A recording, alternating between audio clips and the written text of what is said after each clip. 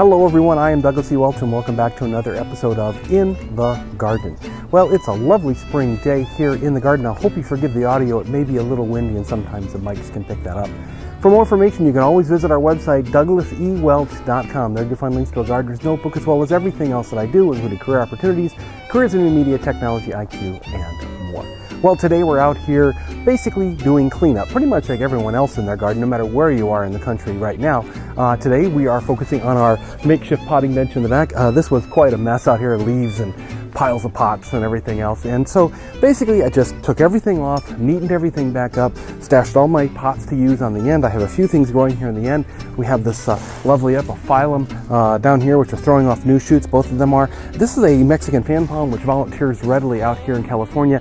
I actually potted a couple of those up just to have like for the patio, just for some little decorations on the patio or maybe on the front porch. They do come up everywhere. The birds leave their seeds everywhere around, and the minute they hit soil they seem to germinate really well. So hopefully these will go up and become kind of nice decorative fan palms for the porch. Now, as with everything here in my garden, we are a make-do type of place. You'll see that our potting bench is merely a reused door from the house when we did a remodel a few years ago. I use pots that I've recycled from the nurseries when I bought plants. I also use containers from the kitchen. Some of them are quite effective. Little coffee can down here in the center. These Folgers coffee cans are actually very useful. Punch some nice holes in the bottom and they actually do a really good job of growing up seedlings and even larger plants if you care to. In the background you see that we have our pots ready to use. Again, lots of nursery pots. We got some soil. I have some cactus and succulent soil there in the orange bag, and I keep my regular potting soil here underneath the bench in our little kitchen container again down there. Now on the end here, this is a new addition. We went to the California Native Plant Society meeting a few weeks ago. You may have seen me mention that on the blog, and we picked up this Calicoa bulb. These are native lily bulbs that are native here to California. They're a bit fussy to grow. I just took the time after I cleaned the potting bench to basically pot him out of his small container and put him into this larger, I guess it's a half-gallon container from the nursery. We do that mainly because they don't like out-of-season moisture. So what we're going to do is we're going to let him grow off through the rainy part of the season here, or if we ever get any rain.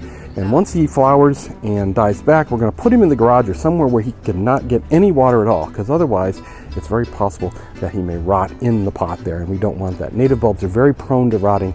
You see I have the hardware cloth put around it. We do have squirrels and raccoons and other things that like to dig, and I've heard that gophers actually love these native bulbs. So just added a little bit of protection to him. I'm going to be checking on the potting bench every day during this season, making sure everything's watered and everything's taken care of. So hopefully I'll notice if anyone's been rooting around here on the potting bench. Elsewhere in the garden, you can see that the wisteria I pruned a few weeks ago is already throwing off tremendous amounts of new growth. It always does it in such a vigorous way. It kind of explodes here on the pergola, and you see all the new leaves coming off here, and these are some of the newer leaves. If I pan up here a little bit, you can see here in the sunshine, actually some of the more mature growth are already starting. Now again, we're going to try and train this one up higher on the trellis. We want him to cover the top of the pergola here, not kind of run out into our faces. So we'll keep training these as they start to grow over the course of the season. The daffodils here along the edge of the driveway are actually going gangbusters. This is a little odd because typically it's the daffodils in the front bed that get more sun that are the first to bloom. I'm guessing this is perhaps because these got a little more water. As I said, we're having our driest season on record for the last 150 years here in California. And so this area tends to get more regular watering with the soaker hose, and I think that's kicked the daffodils off a little early. Looking at my gardening calendar, which I keep in Google Calendar, it appears that we're a little earlier this year overall with the daffodil blooms as well. Over the past 2 years, I planted 150 of these daffodil bulbs, adding to the ones that were already here, and I've actually sort of run out of places to put them. So this year I did not plant any, but I may try planting some other bulbs in future seasons. The chives in our herb pot are just getting ready to flower, and hopefully we'll get some seeds from those, and those will go right back in this pot, much like we do with our self-seeding lettuce pot over here. The parsley has come back gangbusters as well, as has the oregano. I'm really happy with these pots. They've done very well, and they give us a constant supply of herbs for our dinner table, and that is something my wife has always wanted, being of Sicilian heritage, and it's certainly something that I am not averse to at all. We'll keep planting stuff up. The carrot pot is now empty, and so we'll have to find something to go back into that pot pretty darn soon. That's it for this episode of In the Garden for a Gardener's Notebook. For more information, you can always visit the website douglasewelch.com.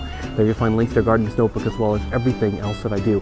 Hope things are going great in your garden. If it's only just planning what your garden is going to be for the coming season, I'm gearing up here as the season starts to warm up a little bit, hoping and praying for rain and give us a good spring here. Otherwise, it's going to be a long, long hot summer.